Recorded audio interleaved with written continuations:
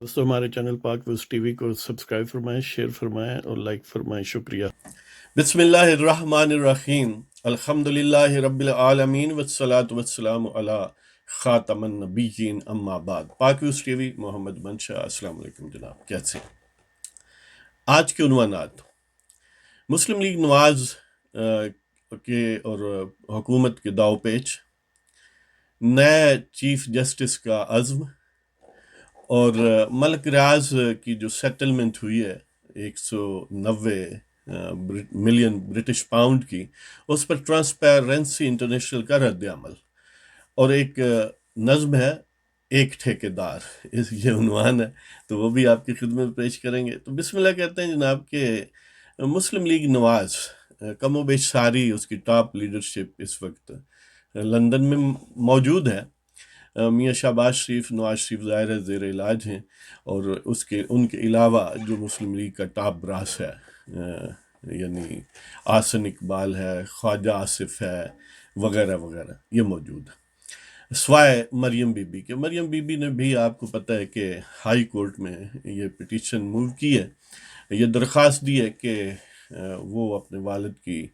یعنی بیمار کرسی کے لیے لندن میں 6 ہفتوں کے لیے یعنی ان کو اجازت دی جائے۔ بیسیکلی ان کی پٹیشن یہ ہے کہ ای سی ایل سے ان کا نام خارج کیا جائے، اور وہ 6 ہفتوں کے لیے جانا چاہتی ہیں۔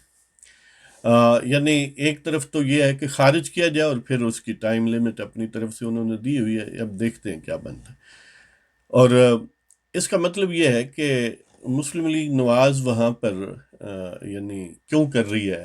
اجلاس لندن میں، اس کا ایک ہی سبب ہے کہ لندن میں اجلاس کرنے سے انہیں نواز شریف کی پریزنس سے فائدہ اٹھانے کا موقع ملتا ہے۔ ادروائز یعنی وہ شہباز شریف تو فری ہے نا کہ in and out of country آ جا سکتے ہیں، اور ظاہر ہے پاکستان میں اجلاس ممکن تھے، لیکن وہاں پر فائدہ یہ ہے، ایک تو تھوڑی یخ بستہ فضا ہے، پاکستان سے زیادہ ٹھنڈی ہے، تو شاید زیادہ ٹھنڈا دل و دماغ وہاں پر استعمال ہوگا، اور وہاں پر بڑے میاں صاحب بھی موجود ہیں، تو ظاہر ہے وہ ان کے قائد ہیں یا رہبر اعلیٰ ہیں یا قائد تاحیات ہیں، تو الٹیمیٹ ڈائریکشن جو ہے اس کی اپروول بھی وہیں سے ہوگی۔ تو لگتا یہ ہے کہ یعنی یہ جو پریس کانفرنس بھی شہباز شریف نے کی اور تھوڑا کھل کے بات کی ہے، اگرچہ وہ ان کے اپنے ڈیفنس میں تھی، لیکن بہرحال سیاستدان ہے، اور وہ کنٹیکسٹ ایسا تھا کہ انہیں حکومت یا خان صاحب کے خلاف ظاہر ہے بولنا پڑا، اپنی کلیریفیکیشن دینی پڑی، یا اپنے ایک آفینسو لانچ کرنا پڑا۔ اور اس طرف مریم بی بی جا رہی ہیں، تو گویا شہباز شریف، نواز شریف، مریم نواز اور مسلم لیگ کی ساری ٹاپ براس ان کے علاوہ سب لندن میں موجود ہوگی، کیونکہ یہ جو مریم بی بی کی پٹیشن ہے یہ منڈے کو اس پر ہیئرنگ ہے، اور most probably Monday, Tuesday, Wednesday, یعنی ممکنہ ودن 1 ویک جو ہے اس پر کچھ نہ کچھ جو ہے وہ فیصلہ آ جائے گا، اور فیصلہ یہی ہوگا کہ مریم نواز جا سکتی ہیں۔ یعنی نواز شریف تو جیل کے اندر سے جا سکتے ہیں، تو مریم تو بہرحال جیل میں نہیں ہے، ان کی جو سزا تھی وہ ایون فیلڈ کیس میں وہ تو آلریڈی معطل ہے، تو باقی دوسرے کیس میں ویسے وہ ضمانت پر ہیں، تو ای سی ایل ہی ایک رکاوٹ ہے، اور وہ جو ہائی کورٹ ہے وہ اجازت دے دے گی یا آرڈر دے دے گی حکومت کو کہ وہاں سے ان کا نام خارج کیا جائے یا انہیں بیرون ملک جانے کی اجازت دی جائے، جو دونوں صورتوں میں نتیجہ ایک ہی ہے کہ وہ جائیں گی۔ اور ڈومیسٹک فرنٹ پر یعنی پاکستان میں پی ٹی آئی کی حکومت جو ہے وہ تھوڑا اپنے آپ کو پریشان اور ابینڈنڈ محسوس ہوتی ہے، یعنی محسوس کرتی ہے کہ انہیں چھوڑ دیا گیا ہے، ان کے جو سپانسرز ہیں ابھی تک ظاہر ہے پوری طرح تو انہوں نے نہیں چھوڑا، جس دن پوری طرح چھوڑیں گے اس دن تو پھر بالکل گنے چنے دن ہوں گے، لیکن بہرحال شگاف پڑ چکا ہے، اور وہ سمجھتی ہے، خان صاحب سمجھتے ہیں کہ ان سے پرے پرے ہی کوئی معاملات جو ہیں وہ ان کے مخالفین اور ان کے سپانسرز کے درمیان جو ہیں وہ طے ہو گئے ہیں یا ہو رہے ہیں، فائنل مراحل میں۔ تو یہ بات کم و بیش اب نوشتہ دیوار ہے کہ آئندہ چند ہفتوں میں بہرحال پی ٹی آئی کی حکومت جو ہے انہیں شدید خطرات لاحق ہیں۔ چند ہفتوں میں ممکن ہے اس مہینے کے اختتام پر یا جنوری کے اختتام پر ان کا جانا کم و بیش ٹھہر گیا ہے، اور مسلم لیگ وہاں پر اس کی اسٹریٹجی طے کر رہی ہے کہ کیا یعنی اس کا حکمت عملی کیا ہو، کیا طریقہ کار ہو۔ تو پہلا جو بظاہر طریقہ کار نظر آتا ہے وہ یہی ہے کہ ان ہاؤس تبدیلی، اور ان ہاؤس تبدیلی کے کئی مینیفیسٹیشنز، کئی اس کے طریقے ہو سکتے ہیں۔ مثلاً ایک تو یہ ہے کہ پی ٹی آئی کی حکومت یعنی خان صاحب کو مائنس کر کے، جس کو -1 فارمولہ کہا جاتا ہے، کہ ان کی جگہ پی ٹی آئی کا ہی اور کوئی اسٹالورٹ، جن میں شاہ محمود یا اسد عمر یا کوئی جہانگیر ترین کا نام ہی نہیں، کیونکہ یہی تین سمجھ لیں کہ مؤثر ہیں۔ شاہ محمود ویسے پارٹی کے یعنی جو اس کا سٹرکچر ہے، جو اس کے ووٹرز ہیں، یا گراس روٹ لیول اگر کوئی ہے آپ کہہ سکتے ہیں، یعنی جو پولیٹیکل ایک آرگنزم ہے اس کے حساب سے ان کا سے زیادہ ہے، لیکن جو مالی معاملات ہیں اور جو فنانشل کلاؤٹ ہے اس کے حوالے سے جہانگیر ترین ظاہر ہے۔ لیکن جہانگیر ترین میں جو ڈیفیکٹ ہے پیدائشی، اس وقت سمجھ لیں کہ اسے جو پرابلم ہے وہ یہ ہے کہ ظاہر ہے وہ صادق و امین نہیں ہے، اگرچہ انہیں حکومتی معاملات میں فیصلہ کن اس وقت سے حاصل ہے، لیکن ٹیکنیکلی وہ وزیر اعظم کے عہدے کے لیے امیدوار نہیں ہو سکتے۔ لہذا شاہ محمود، اور وہ ان کا تو پولیٹیکل ویٹ ہوا، اور شاہ محمود ظاہر ہے ٹیکنیکلی بن سکتے ہیں، اور وہ طاقتور لوگ جو سپانسرز ہیں ان کے قریب بھی ہیں۔ اسد عمر تو خیر اسٹیبلشمنٹ کا بیٹا ہے، اس کا باپ جنرل تھا، تو اس والے سے یہ یعنی چائس ہو سکتے ہیں ان ہاؤس تبدیلی میں۔ دوسری تصویر یہ ہو سکتی ہے کہ مسلم لیگ نون میں سے یا کوئی اور کسی گروہ سے، بے شک چھوٹی پارٹی کوئی ہو، کوئی بالفرض پرویز لائی یعنی مسلم لیگ کیو گروپ جو ہے وہ بھی اسٹیبلشمنٹ کے قریب ہے، ان میں سے کوئی ہو جائے، یا کوئی بھی اور ایسا شخص کہ جس پر پی ٹی آئی کے ہارڈ کور کے علاوہ باقی سب متفق ہو جائیں۔ یہی وجہ ہے کہ اتحادی جو ہیں ان کے طیور بدلے ہوئے ہیں۔ مسلم league Quaid Azam group, grand democratic alliance جو ہے پیر پگاڑا صاحب جس کی قیادت فرماتے ہیں، اس طرح ایم کیو ایم، اس طرح B N P Mengal group, تو یہ جتنے بھی اتحادی ہیں یا باپ جی بلوچستان عوامی پارٹی، نام ویسے اس کا بڑا عجیب لگتا ہے جب وہ کہتے ہیں، تو بہر یہ سارے اتحادی جو ہیں ان کے مزاج جو ہیں وہ ذرا اکھڑے اکھڑے سے ہیں۔ تو اس کا نتیجہ یہی ہے کہ جب مسلم لیگ ایکٹیو ہو اور اس کی راہ و رسم دا پاورز دیٹ بی جو ظاہر ہے فوجی حضرات ہیں، سومناتھ کے مندر کے بھگوان جو ہیں، ان کے ساتھ اگر انڈرسٹینڈنگ ہو تو پھر جو سروائیول ہے پی ٹی آئی کی مشکل ہے۔ تو بہرحال دیکھتے ہیں کہ وہاں پر کیا منصوبہ بنتا ہے اور اس پر کیسے عمل ہوتا ہے۔ یہ بات اب بہرحال طے ہوگی کہ مسلم لیگ نون جو ہے وہ ایکٹیولی اس آبجیکٹو کو سرگرمی سے اس مقصد کے حصول کے لیے کوشاں ہو چکی ہے، اور شہباز شریف جو ہیں وہ اپنے آپ کو یعنی ان کا نیریٹو بیانیہ کہہ لیں وہ اس وقت کامیاب ہوتا دکھائی دیتا ہے، مسلم لیگ نواز کے اندرونی منظر پر بھی اور اس سے بیرونی منظر یا جو طاقتور لوگ ہیں ان کے ساتھ راہ و رسم بھی، اور اس کو اگرچہ یعنی اپنا وہ نیریٹو محفوظ رکھے ہوئے ہیں، اس وقت ریزرو رکھے، جس طرح عدالتیں فیصلے محفوظ رکھتی ہیں نا، تو مریم نواز اور نواز شریف کا جو نیریٹو ہے نا، یعنی زیادہ ایگریسو جو ہے، جارحانہ پن جو ہے، وہ اس کو ریزرو کر لیا گیا، اس کو محفوظ کر لیا گیا ہے۔ اگر تو مقاصد اس کو ریزرو کرنے سے حاصل ہوتے ہیں تو وہ اس کو ٹرائی کرنا چاہتے ہیں، اور بظاہر لگتا ہے کہ ان کے مقاصد حاصل ہو جائیں گے، خان صاحب مائنس ہو جائیں گے، شہباز شریف پکچر میں زیادہ واضح انداز میں موجود ہوں گے، اور پھر الٹیمیٹلی میاں صاحب بڑے جو ہیں ان کے لیے بھی راہ ہموار ہو جائے گی۔ تو دیکھتے ہیں اس کی کاؤنٹر موو جو ہے وہ پی ٹی آئی حکومت یا خان صاحب کیا کرتے ہیں، کیونکہ اس میں اگر واقعتاً طاقتور لوگ اس کو چھوڑ چکے ہوں اور پھر وہ سروائیو کرے تو پھر حقیقی سیاستدان جس کا کہ مجھے یقین ہے کہ اس میں حقیقی سیاست والا کوئی کنٹینٹ نہیں ہے۔ تو بہرحال یہ بات لمبی ہوگی، معذرت۔ اب نئے چیف جسٹس یعنی نامینیٹڈ جو چیف جسٹس ہے، نامزد چیف جسٹس جو 21 دسمبر سے آنورڈ چیف جسٹس ہوں گے، جسٹس گلزار احمد کراچی میں ڈسٹرکٹ کورٹس جو ہیں، ڈسٹرکٹ بار جو ہے کراچی کی، وہاں پر خطاب کرتے ہوئے انہوں نے اس عزم کا اظہار کیا ہے کہ وہ مسائل کو حل کریں گے، اور پورے ملک میں بار اور بینچ میں ایک تو ظاہر ہے ہم آہنگی، اور دوسرا کہ چھوٹی جو کورٹس ہیں، گراس روٹ لیول پر جو عدالتیں ہیں، ان کے مسائل حل کریں گے، اور سائلین کے اور ججز حضرات کے مسائل کہ ایک ایک چھوٹے چھوٹے کمرے میں بیٹھے ہوئے ہیں، کوئی یعنی انہیں پراپر فیسلٹی بلڈنگ کی یا جو آفس کا ویر ودل ہوتا ہے، جو ایک یعنی ساز و سامان یا ایک کمفرٹ ہوتی ہے، وہ موجود نہیں ہے، لہٰذا یہ چیزیں بہتر کریں گے۔ اور وہ کہتے ہیں کہ میں 21 تاریخ سے شروع ہو جاؤں گا، دیکھیں کیا بنتا ہے۔ بڑی خوش آئند بات ہے، ان کے پاس 25 مہینے، اور 25 مہینے تو ہمارے وزراء اعظم کو عموماً کم ملتے ہیں جی۔ تو دیکھتے ہیں کہ جسٹس گلزار صاحب جو ہیں وہ عدل کا قبلہ و کعبہ درست کرتے ہیں کہ نہیں۔ آفس بے شک اتنی چمکدار نہ بھی ہوں،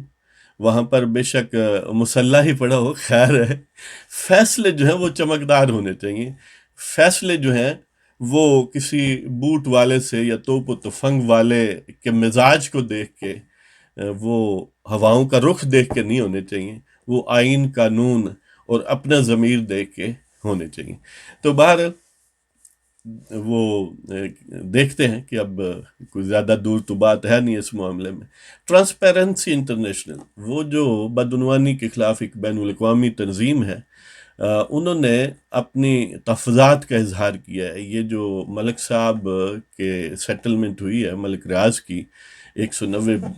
ملین برٹش پاؤنڈ کی، وہاں کی نیشنل کرائم ایجنسی کے ساتھ، اور وہ الٹیمیٹلی پاکستان کو مل گئے ہیں، کچھ مل جائیں گے۔ اس کی ڈیٹیلز آپ کو پتہ ہے کہ ہمارے معاون اعتصاب جو ہیں، معاون وزیر اعظم شہزاد اکبر، وہ بھی بتانے سے کتراتے ہیں، کہتے ہیں کہ ہم نے حلف نامہ دیا ہوا ہے۔ شیخ رشید صاحب جو کہ آپ کی افواج کے بھی راز کہتے ہیں کہ وہ ان کے پاس ہوتے ہیں، اور وہ بیان بھی کر دیتے ہیں، تو وہ بھی کہتے ہیں کہ یہ معاملات حساس ہیں، کابینہ میں ہم نے یہ کمٹمنٹ کر لی ہے کہ اس پر بات نہیں کرنی۔ یعنی آئین اور قانون کو تو وہ لوگ توڑ سکتے ہیں، وہاں پر جو چیف جسٹس یعنی جسٹس بالفرض قاضی فائز عیسیٰ کے معاملات کو سیکرٹ رکھنا آئینی ضرورت تھا، لیکن انہوں نے نہیں رکھا۔ ان کی سرویلنس نہ کرنا آئینی ضرورت تھی، پھر بھی اس کو وائلیٹ کیا۔ لیکن ملک ریاض ظاہر مقدس ہستی ہے، اس کے معاملات بڑے حساس ہیں، وہاں پر پر جلتے ہیں، بوٹوں والوں کے بھی پر جلتے ہیں، وہاں پر خان صاحب کے بھی پر جلتے ہیں، اس لیے کہ ان سب کا ان داتا جو ہے ملک ریاض ہے۔ تو اس والے سے ٹرانسپیرنسی انٹرنیشنل نے برٹش گورنمنٹ سے یہ کہا ہے کہ وہ اسپیسیفکس جو ہے نا، وہ معلومات عام کی جائیں کہ جس ماحول میں یہ ہوا ہے اور کیا شرائط ہیں، تاکہ لوگوں کو پتہ چلے اور یہ معاملات جو ہیں زیادہ شفاف ہوں اور ان پر اعتماد رہے لوگوں کا۔ بہرحال انہوں نے اوورال اس بات کو پسند کیا کہ کم از کم یہ پہلی مرتبہ ہوا ہے کہ اتنی عام مقدار میں جو سرمایہ ہے واپس وہ اس ملک کو گیا ہے جہاں سے وہ بظاہر لوٹا گیا تھا یا منی لانڈر کیا گیا تھا۔ تو اب وہ آپ کو ایک ٹھیکیدار کے عنوان سے ایک نظم آپ کی خدمت میں ہے، آپ دیکھ لیں گے کہ وہ کون سا ٹھیکیدار ہے۔ تو ٹھیکیدار کے قدموں تلے ہیں منہ زور بھی، ٹھیکیدار کے قدموں تلے ہیں منہ زور بھی، عالم و بے علم بھی، دانشور پرشور بھی، کہ ٹھیکیدار کے قدموں تلے ہیں منہ زور بھی، عالم و بے علم بھی، دانشور پرشور بھی، دیس میں دھوپ اس سے پوچھ کے آئے ہے، دیس میں دھوپ اس سے پوچھ کے آئے ہے، بہار بھی خزاں بھی گھٹا گھنگھور بھی، دیس میں دھوپ اس سے پوچھ کے آئے ہے، بہار بھی خزاں بھی گھٹا گھنگھور بھی، چمن کے طیور بھی اس پہ فریفتہ، چمن کے طیور بھی اس پہ فریفتہ، بلبل بھی کرگس بھی رنگ برنگے مور بھی، اور چمن کے طیور بھی ہیں اس پہ فریفتہ، بلبل بھی کرگس بھی رنگ برنگے مور بھی، سوائے وہ کہ لقمہ ہوس بن گئے مست ہیں، سوائے وہ کہ لقمہ ہوس بن گئے مست ہیں، مال کو چوبدار بھی کوتوال بھی چور بھی، یعنی وہ جو اس کی ہوس کا لقمہ بن گیا، اس کے وکٹم بن گیا، شکار بن گیا، ان کے علاوہ باقی سب مست ہیں، اور ان کو کون پوچھتا ہے جی جو لقمہ پہلے ہی بن چکے ہیں۔ تو سوائے وہ کہ لقمہ ہوس بن گئے مست ہیں، مال کو چوکدار معذرت مال کو چوبدار بھی کوتوال بھی چور بھی، اس کی دس ترس میں چپا چپا وطن کا، اس کی دس ترس میں چپا چپا وطن کا، کراچی و پنڈی بھی پخور بھی لاہور بھی۔ دیکھیں وہ ٹھیکیدار صاحب اتنے عظیم آدمی ہیں کہ ملک کا طول و عرض، مشرق و مغرب اور شمال جنوب اس کی گرفت میں ہے، گویا اس کی ہتھیلی پر ہے،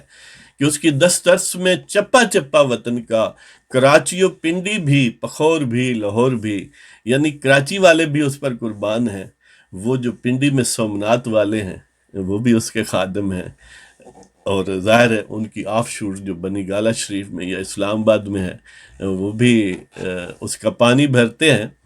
اور پشور والے بھی اور لاہور والے بھی ہیں جی۔ اس کی دس ترس میں معذرت اس کی دس ترس میں چپا چپا وطن کا، کراچی و پنڈی بھی، اس کی دس ترس میں چپا چپا وطن کا، کراچی و پنڈی بھی پخور بھی لاہور بھی، اور کوئٹہ بھی گوادر بھی درہ خنجراب بھی، کوئٹہ بھی گوادر بھی درہ خنجراب بھی، بولان بھی مہران بھی شہر بمبھور بھی، یعنی اس کی گرفت میں پورا ملک ہے۔ وہ جو پرانا روایتی انداز ہو، شہر بمبھور والے ہوں، یا ماڈرن دور ہو، یا کوئی حسین و جمیل علاقے ہوں جو جمالیات میں جن کا نام ہے، یعنی بغیر کسی تخصیص کے سب کچھ اس کی گرفت میں، کہ کراچی و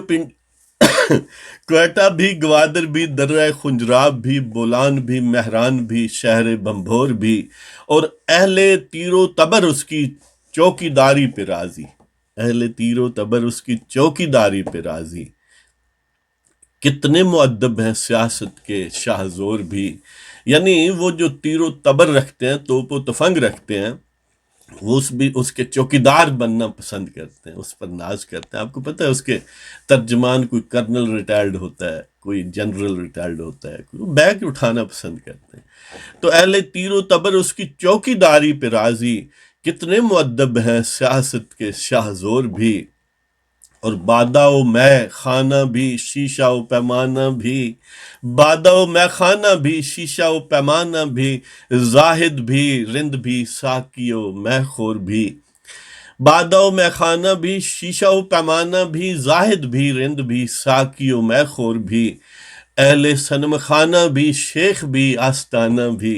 اہل صنم خانہ بھی شیخ بھی آستانہ بھی، صوفی رقیق القلب بھی فقیہ کٹھور بھی، اہل صنم خانہ بھی شیخ بھی آستانہ بھی، صوفی رقیق القلب بھی فقیہ کٹھور بھی، اور امال مملکت ایماندار بھی بے ایمان بھی، کارگزار و کام چور بھی رشوت خور بھی، کہ امال مملکت ایماندار بھی بے ایمان بھی، کارگزار و کام چور بھی رشوت خور بھی، اور صحافی بھی قانون دان بھی قاضی بھی، صحافی بھی قانون دان بھی قاضی بھی، سالار و محتسب بھی میر زکوٰۃ خور بھی۔ اس پر غور کریں کہ میر زکوٰۃ خور بھی اس کا خادم ہے کہ صحافی بھی قانون دان بھی قاضی بھی، سالار و محتسب بھی میر زکوٰۃ خور بھی، ٹھیکیدار کے قدموں تلے ہیں منہ زور بھی، عالم و بے علم بھی دانشور پرشور بھی، دیس میں دھوپ اس سے پوچھ کے آئے ہے، بہار بھی خزاں بھی گھٹا گھنگھور بھی، چمن کے طیور بھی ہے اس پہ فریفتہ، بلبل بھی کرگس بھی رنگ برنگے مور بھی،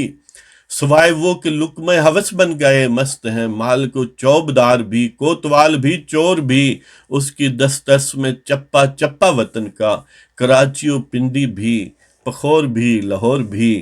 اور کوئٹہ بھی، گوادر بھی، درہ خنجراب بھی، بولان بھی، مہران بھی، شہر بھمبور بھی، اہل تیر و تبر اس کی چوکی داری پہ راضی، کتنے مؤدب ہیں سیاست کے شاہزور بھی، بادہ و میخانہ بھی، شیشہ و پیمانہ بھی، زاہد بھی، رند بھی، ساقی و میں خور بھی، اہل سنم خانہ بھی، شیخ بھی، آستانہ بھی، صوفی رقیق القلب بھی، فقیہ کٹھور بھی، امال مملکت ایماندار بھی، بے ایمان بھی، کارگزار و کام چور بھی، رشوت خور بھی، سیافی بھی، قانون دان بھی، قاضی بھی، سالار و محتسب بھی، میر زکوٰۃ خور بھی۔ تو اس کے ساتھ ہی آپ کی اجازت چاہتے ہیں۔ اگر آپ کو پروگرام پسند آئے تو کائنڈلی سبسکرائب اور چینل شیئر کریں اپنے دوستوں کے ساتھ، کمنٹس دیں، پسند ناپسند کا اظہار